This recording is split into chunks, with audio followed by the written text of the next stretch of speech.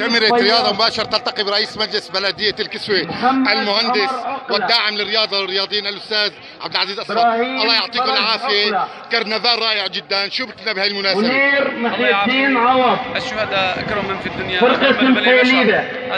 هذا كذا قال قائد المؤسس حافظ الأسد. فرقة المقيليدة.